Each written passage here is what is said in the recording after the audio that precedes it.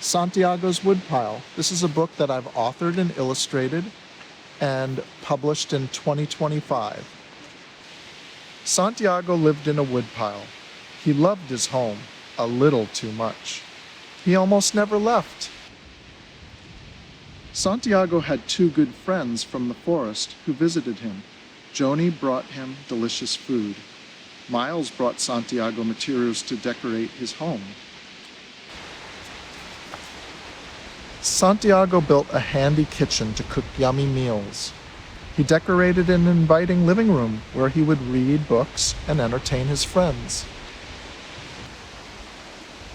And deep in the back of the woodpile was Santiago's cozy bedroom, where he felt safest from the dangers of the outside world.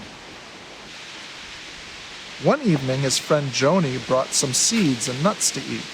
They heard party music coming from inside the human's house. "Let's dance," suggested Santiago. The woodpile began to shake. Was it because of their dancing? No. The ceiling of Santiago's living room lifted. Through the hole in the roof, they saw the night sky and a human carrying the roof away. Santiago and Joni came out of hiding after the human left. The living room and all the logs around it were gone. "Your woodpile is not very safe, Santiago. I'm going home." As winter and cold weather approached, Santiago spent several days all alone, until Miles came by. Miles brought him a cattail from a pond and used the fluff to make Santiago's home warm for the winter. After they finished their work, Miles said, "This woodpile would be a great place to play chase." "Okay," said Santiago. "Ready, set, go!" Playfully, they chased each other up, down, and around the maze-like corridors. Suddenly, the woodpile shook, and logs started to rise in front of the two mice. Miles went flying out the side of the woodpile and kept running without even saying goodbye. Santiago was too afraid of the forest to go with his friends.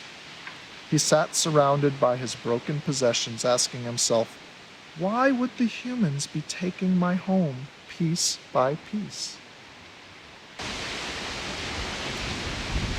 With not much of a roof over his head left, he decided to find out why. The next time a human came outside, Santiago cleverly followed. Of course he was scared, but his curiosity led him inside. Inside the human's home, the air was warm and comforting on Santiago's fur, and then he saw why. The logs of the home were burning in a fire. Santiago couldn't believe his eyes. All he wanted to do was run away, but the front door was closed. Santiago frantically ran around every wall looking for a way out. He found a tiny hole, which brought him to the inside of the walls of the house. Running up this secret passage reminded him of the corridors of his woodpile. This is just like running through the maze, thought Santiago. The passageway brought Santiago to a dark, peaceful room. The dark and quiet reminded him of his home. He found a big, soft, and cozy shoe to hide in. The tranquil room helped him realize there are other places where he can feel safe. Exhausted from the excitement, he fell asleep. Ba-rum-bum-bum-bum. Santiago was startled awake. It was morning now, and a big truck full of logs had just pulled up to the house. They were making a new woodpile. As he watched below, Santiago thought about all he had accomplished. Sneaking in the human's house, finding out what happened to his woodpile, and exploring the passageway to where he was now. What a foolish mouse he was to think he could not live beyond his woodpile.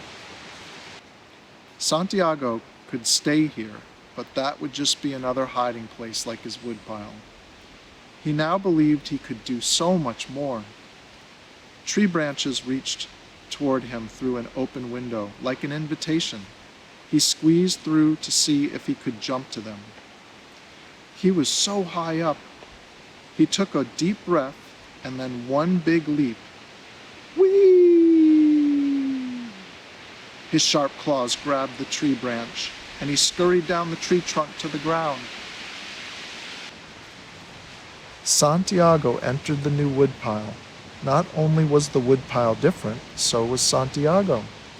He decided to make it his home, but he knew now that he could live anywhere. Joni and Miles came to check up on Santiago. To their surprise, he was sitting on top of a big new woodpile. "Where did you get the new woodpile?" Joni asked. "I've never seen you outside of your house, Santiago. What are you doing out here?" Miles asked. Santiago jumped down and said, "I've decided to make some changes. Let's go for a walk through the forest and I'll tell you all about it."